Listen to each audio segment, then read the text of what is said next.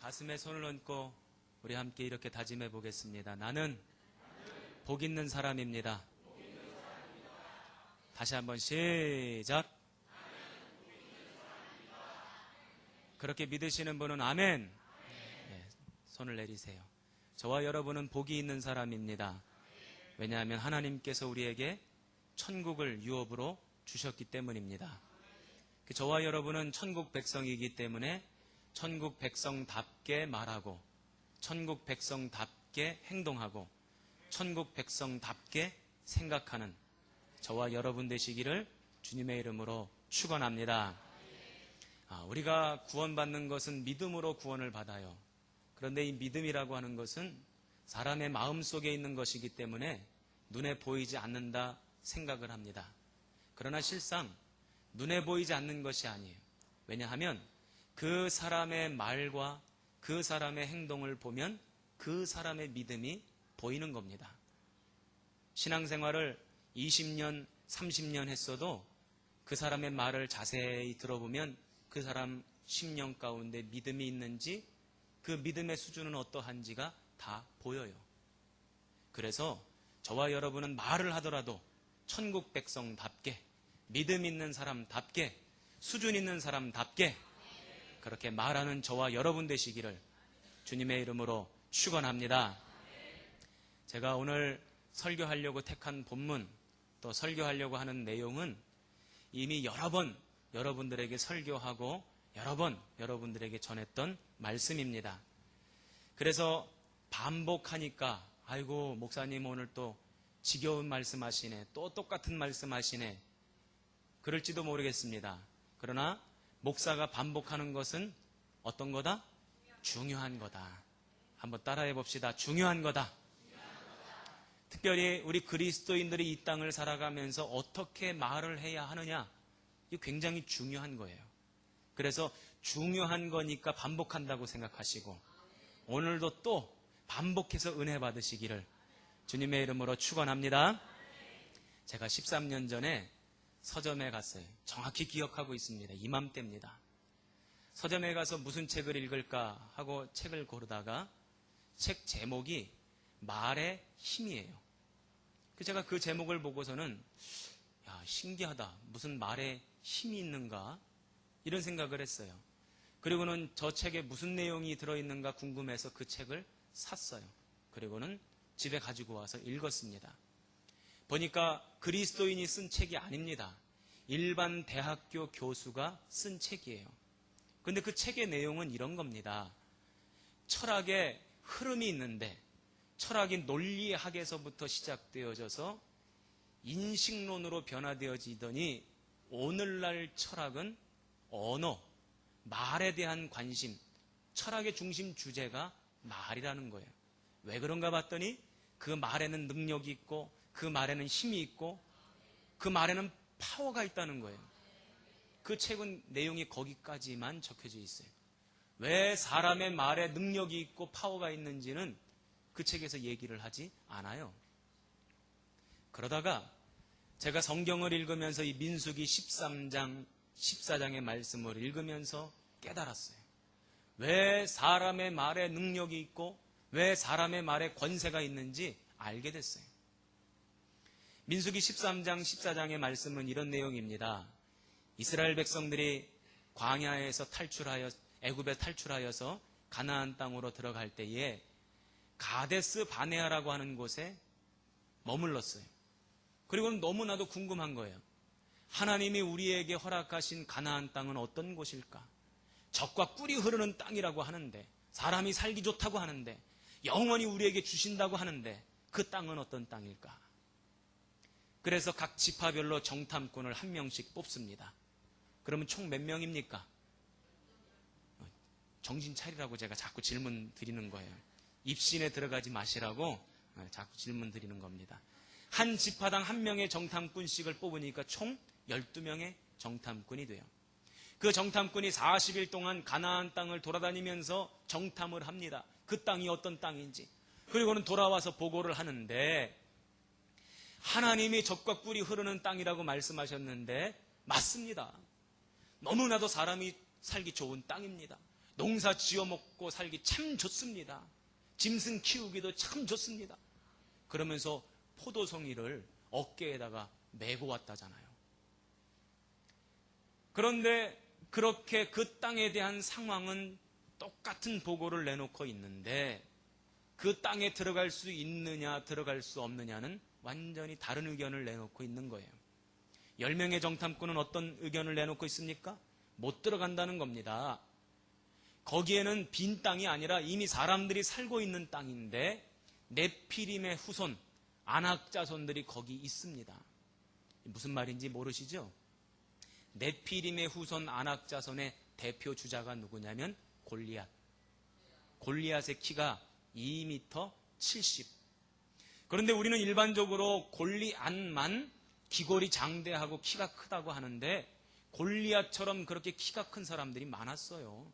이것은 전설에 나오는 얘기 아니라 고고하게도 이미 밝혀진 얘기입니다. 네피림의 후손 아낙 자손들은요 다 그렇게 키가 컸어요. 그러니 그들 앞에서 이스라엘 백성들이 섰을 때에 얼마나 자기 스스로가 왜소해 보였겠습니까? 그래서 이 돌아온 정탐꾼들이 뭐라고 이야기하냐면 그들 앞에 서니 우리는 꼭 마치 메뚜기 같았다. 그들도 아마 우리를 메뚜기처럼 봤을 것이다. 그러니 우리는 그 땅에 갔다가는 죽습니다. 못 들어갑니다. 이렇게 이야기를 합니다. 그런데 반대로 여호수아와 갈렙은 그 땅에 들어갈 수 있다고 이야기합니다. 왜요? 하나님이 우리와 함께 하시면 그들은 우리의 밥이라. 아이, 설교 한두 번 듣는 거 아니잖아요. 담임 목사가 설교할 때 어떤 대목에서 아멘 화답해야 되는지 다 알면서 다시 한번 할게요. 하나님이 우리와 함께 하시니 그들은 우리의 밥이다. 그래요. 들어갈 수 있다는 거예요. 분명히 그들이 기골이 장대하고 크지만 하나님이 우리와 함께 하시면 들어갈 수 있다는 거예요. 그 땅을 취할 수 있다는 겁니다. 여러분 한번 생각해 보세요. 저는요 이 성경을 읽으면서 깜짝 놀랐어요. 왜냐하면 그들이 서로 다른 것을 보고 얘기하는 것이 아니라 똑같은 것을 보고 얘기한다는 거예요. 같은 것을 보고 얘기하는데 이쪽은 안 된다 그러고 이쪽은 된다 그러는 거예요. 서로 다른 말을 하고 있습니다. 만약 여러분들이 이스라엘 백성이라면 어떤 말을 신뢰하고 어떤 말을 따를 것입니까? 한번 질문을 던져볼게요. 손을 들어서 한번 표시를 해보십시다. 우리 평택 성곡교회 교인들은 고르는 은사들이 있기 때문에 잘 고를 줄로 믿습니다. 자, 못 들어간다. 거기 들어갔다는 우린 다 죽는다. 그 말을 따라 쓸 것이다.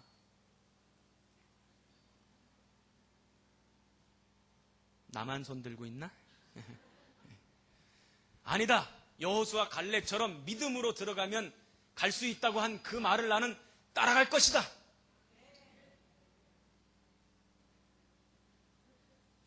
자, 손 내리세요. 이것도 아니고 저것도 아닌 분들은 뭐예요? 에? 정말 그렇게 하실 겁니까? 긍정적인 말을 따라가실 것입니까? 그런데 실상 우리들의 살아가는 현실 속에서는 대부분이 어떤 말에 영향을 많이 받냐면 부정적인 말. 부정적인 말에 영향을 많이 받고 부정적인 말을 따라갈 때가 더 많다는 것입니다. 우리가 주목해서 보아야 될 대목이 있습니다. 그건 뭐냐면 10명의 정탐꾼이 못 들어갑니다. 들어갔다간 죽습니다라고 말했을 때에 그 말을 듣고 이스라엘 백성들이 어떻게 반응했는가? 민수기 14장 1절 2절입니다. 한번 펴보세요. 민수기 14장 1절 2절 우리 같이 한번 읽어보십시다. 시작!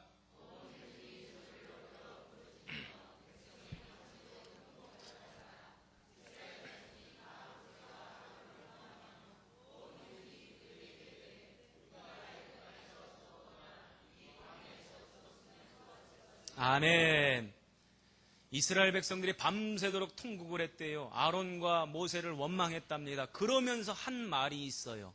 뭐라고 이야기합니까? 우리가 애굽에서 죽었으면 좋았을 뻔했다. 우리가 광야에서 죽었으면 좋았을 뻔했다.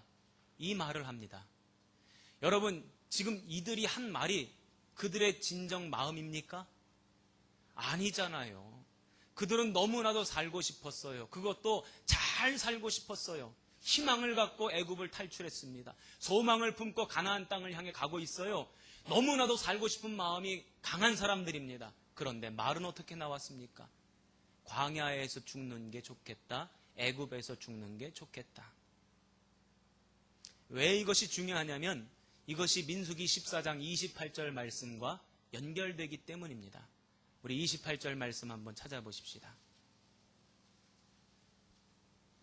우리 같이 한번 읽어보십시다. 28절 시작!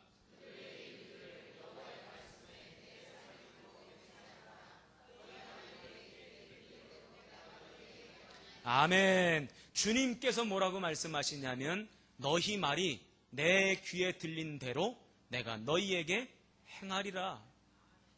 너희가 광야에서 죽었으면 좋았을 뻔했겠다. 애굽에서 죽었으면 좋았을 뻔했겠다. 그렇게 말한 대로 내가 너희에게 이루어 주겠다 하시는 겁니다. 그래서 그들은 어떻게 되었습니까? 여호수아와 갈렙을 제외하고는 모두가 광야에서 죽었어요. 말한 대로 죽었어요. 땅이 갈라져 죽었습니다. 병들어 죽었습니다. 불뱀이 물어서 죽었습니다. 별의별 이유로 다 광야에서 죽었어요. 가나안 땅을 들어간 사람은 여호수아와 갈렙밖에 없습니다. 저는 오늘 이 말씀을 읽을 때요, 제가 13년 전에 이 말씀을 읽을 때 처음에는 두려웠어요. 왜 두려웠냐면 제가 이제까지 아무 의미 없이 쏟아낸 말들 있잖아요.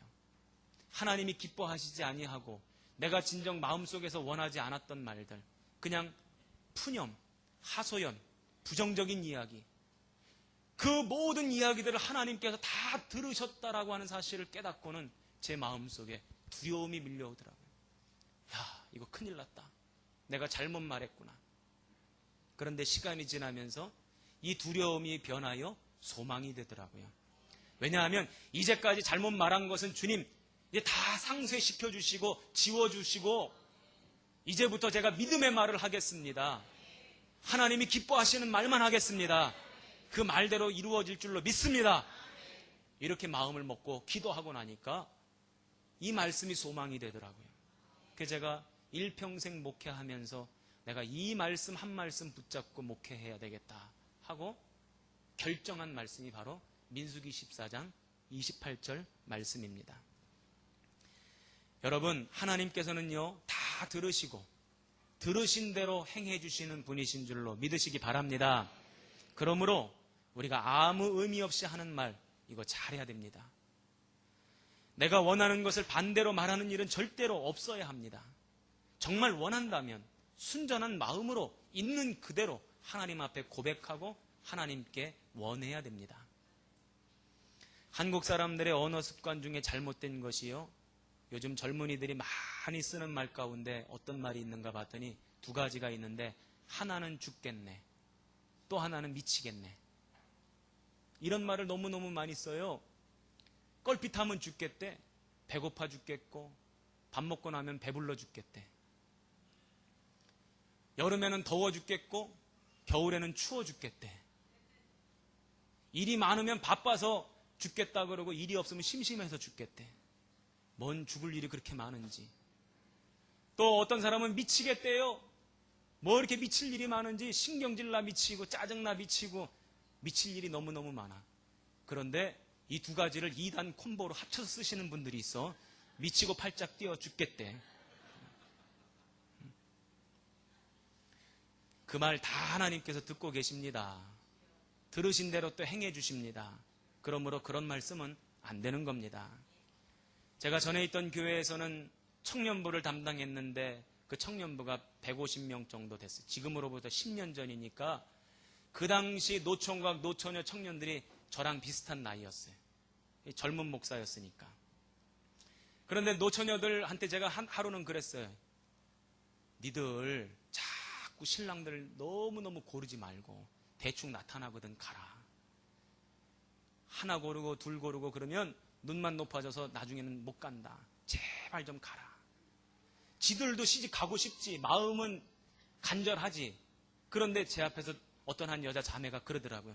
목사님, 에이, 못 가면 혼자 살죠. 그래서 제가 그랬어요. 너희 말이 들린 대로 혼자 살지어다. 하루는 어떤 전도사님이 이제 수련회를 앞두고 수련회 준비하느라고 여름 행사를 앞두고 여름 행사 준비하느라고 막 분주하게 막 뛰어다니는 거예요. 그러면서 아유 힘들어 죽겠다는 거예요. 힘들어 죽겠대. 일도 많기도 많았거니와 바쁘게 뛰어다니니까 힘도 들었겠죠. 근데 힘들어 죽겠다는 거예요. 그래서 제가 전도사님 일로 와요. 제가 전도사님 위해서 기도해 줄게요. 그랬더니 목사가 기도해 준다니까 또 좋아가지고 오는 거예요. 그래서 제가 전도사님 손을 꽉 붙잡고 하나님, 우리 전도사님이 수련회 준비하느라고 바빠서 죽겠답니다. 죽여 주시옵소서.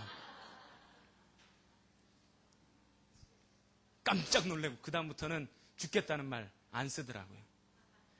잠언 18장 21절에 보니까 사람이 죽고 사는 것은 혀의 권세에 달렸나니. 여러분, 사람의 말이요 그 사람을 흥황하게도 할 수 있고 망하게도 할 수 있는 거예요. 그 사람을 행복하게도 할 수 있고 불행하게도 할 수 있는 겁니다. 그 사람의 말이 그 사람을 승리하게도 할 수 있고 패배하게도 할 수 있어요. 건강하게도 할 수 있고 병들게도 할 수 있습니다. 말이 중요하다. 한번 따라해 봅시다. 말이 중요하다. 우리 말에는 능력이 있어요. 힘이 있습니다. 권세가 있어요. 그러므로 함부로 말을 해서는 안 되는 거예요. 나온다고 다 뱉어서는 안 되는 겁니다. 말대로 되기 때문에 말을 잘해야 한다. 그렇다면 우리 말에 왜 이런 능력이 있게 된 것일까? 하나님이 그렇게 만드셨어요. 한번 따라해 봅시다. 하나님이 이렇게 만드셨습니다. 하나님이 그렇게 만드셨어요. 세상의 모든 피조물들을 다 지으시면서 유독 사람만큼은 누구의 형상으로? 하나님의 형상으로 지었다는 거예요. 자, 우리 옆에 있는 집사님, 권사님 손 붙잡고 이렇게 집사님 속에 하나님 형상이 있습니다. 시작!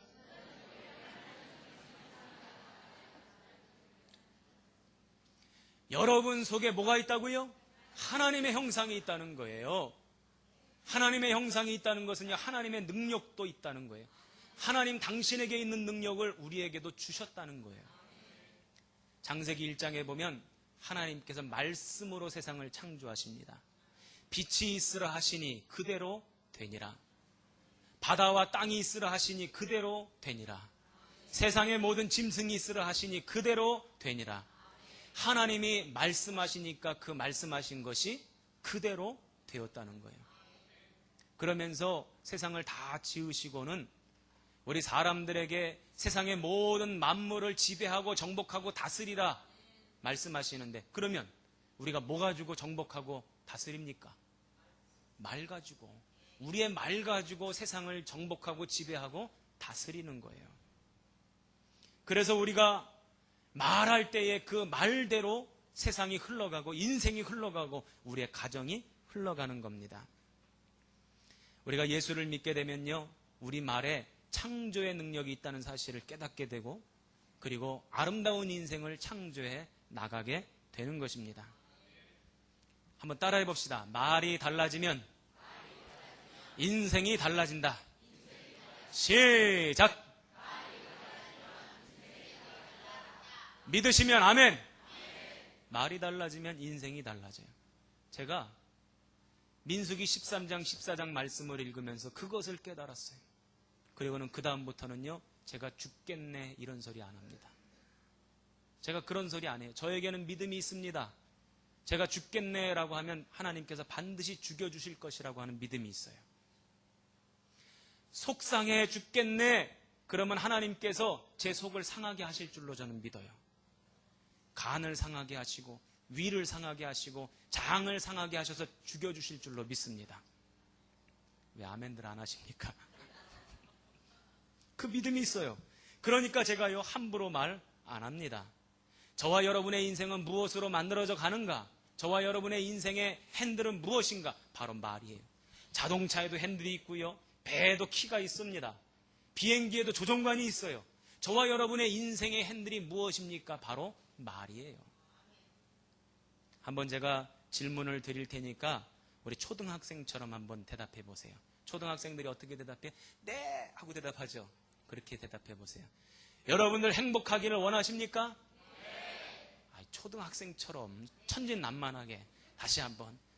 여러분들 행복하기를 원하십니까? 네. 그러면 그 방향으로 핸들을 돌리세요. 여러분들 성공하기를 원하십니까? 네. 그러면 그 방향으로 핸들을 돌리세요. 여러분들 잘 살기 원하십니까? 네. 그러면 그 방향으로 핸들을 돌리세요. 여러분들의 자녀가 복되기를 원하십니까? 네. 그러면 그 방향으로 핸들을 돌리세요. 그 핸들이 뭐라 그랬어요? 말이라고 했죠. 말. 인생의 키는 말이에요. 이것은 제가 여러분에게 드리는 말씀이 아니라 야고보서에 다 적혀져 있는 말씀입니다. 여러분, 뻥하고 비전하고 어떻게 다른지 아십니까? 뻥하고 비전. 보니까 똑같아요. 겉모양은 똑같습니다. 제가 익산에 내려갔을 때 처음에 인연은 교육부를 맡는 교육목사였어요. 그 교육부의 모든 각 부서와 이제 교사들을 제가 다 관리를 합니다. 영아부, 유아부, 유치부, 어린이 1, 2, 3, 4, 5부, 중등부, 고등부, 청년부, 대학부 이렇게 부서가 있었어요.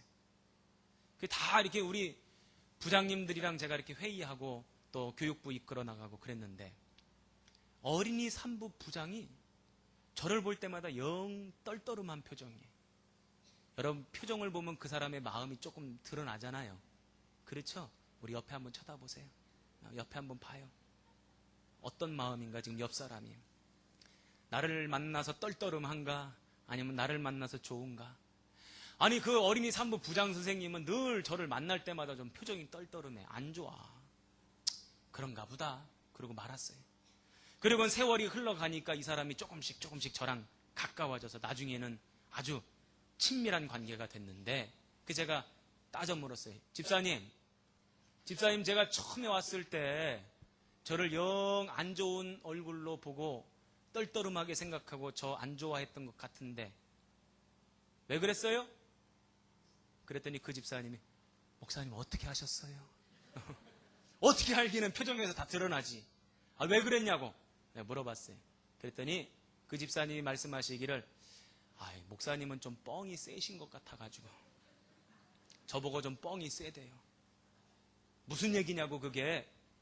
아니 목사님이 설교하실 때마다 우리 교회의 아이들은 5대양 6대주를 누비며 세계 선교의 일꾼들이 되고 이 나라와 민족의 기둥이 되고 인재가 되고 막 그렇게 말씀을 하시는데 당신이 자기네 애들 봤을 때는 영 안 그럴 것 같더래.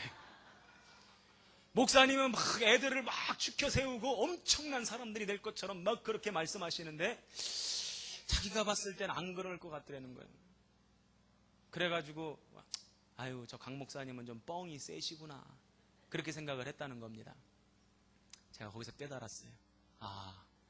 뻥과 비전은 똑같은 거구나. 그런데 단지 차이가 있다면 하나님을 믿는 믿음을 가지고 뻥을 치면 그것이 비전이구나. 하나님 없이 뻥치는 건 그냥 뻥인데 하나님을 믿고 뻥치는 거는 비전이구나. 아멘입니까? 시편 81편 10절 뭐라고 기록되어져 있냐면 내 입을 넓게 열라 내가 채우리라. 입을 넓게 열라는 거예요. 믿음을 가지고 뻥치라는 거예요. 그러면 주님께서 그 입술을 다 채우시겠다는 거예요. 누가 책임지시겠다고요? 하나님 책임지시겠다는 거예요. 제가 우리 교회 예전에 있었던 이야기 가운데 들은 이야기가 있는데 그게 뭐냐면 우리 교회 비전이 뭡니까? 7천 성도 200명 선교사, 7,000명 성도가 모여서 예배를 드리고 200명 선교사를 파송하는 교회가 되겠다. 이게 우리 교회 비전이고 목표잖아요. 근데 예전에 어떤 목사님이 우리 교회 이 비전을 듣고는 그렇게 말씀하셨대. 아니, 그 두정일이 동네 주민들 다 합치고 지나다니는 개, 고양이까지 다 합쳐도 7,000이 안 되는데 무슨 7,000명의 성도가 모이겠냐고 그렇게 얘기했다는 거예요. 그렇죠. 믿음의 눈으로 보지 않으면 불가능한 일이죠. 그러나 믿음의 눈으로 보면 그것은 우리에게 반드시 찾아올 미래가 되는 줄로 믿습니다. 믿음 없으면요 뻥이고요. 믿음이 있으면 비전인 거예요. 그러므로 저와 여러분이 어떻게 해야 되겠습니까? 믿음을 가지고 뻥치자. 자, 시작! 다시 저 준3층은 안 한 것 같아. 자, 시작! 믿음을 가지고 뻥치자. 이게 뻥이라 그러니까 이게 영 뉘앙스가 안 좋은데 그게 바로 비전이에요. 그게 바로 비전입니다. 히브리서 11장 1절 말씀해 보니까 믿음은 바라는 것들의 실상이요 보지 못하는 것들의 증거라고 그랬어요. 바라는 것들의 실상. 여러분, 우리가 인생을 살면서 실상이 있고 내가 바라는 것들의 실상이 있어요. 우리 자식들을 볼 때 우리 자식들의 실상이 있어요. 그런데 우리 자식들을 향한 나의 바라는 것들의 실상이 있어요. 내 남편의 실상이 있습니다. 내 남편의 바라는 것들의 실상이 있어요. 믿음은 뭐냐? 실상을 말하는 것이 믿음이 아니라 바라는 것들의 실상을 말하는 것이 믿음이다. 바로 그겁니다. 그러므로 저와 여러분은요, 마음껏 입을 넓게 여시기 바랍니다. 하나님께서 채워주시겠다고 약속하셨고 하나님께서 책임지시겠다고 약속하셨으니 우리는 그냥 입만 벌리면 되는 겁니다. 저는 그래서 이런 얘기 들었으면 좋겠어요. 어휴, 저 성곡교회 교인들은 입만 열면 뻥이야, 입만 열면. 그러면 그때 이렇게 얘기하세요. 뻥이 아니고 비전이야. 믿음을 가지고 하는 말이니까. 할렐루야. 그러므로 저와 여러분이 말에 힘이 있다, 말에 능력이 있다는 사실을 기억하시고 입을 넓게 여는 우리 성곡교회 교인들 되시기를 주님의 이름으로 축원합니다. 왕의 지성소에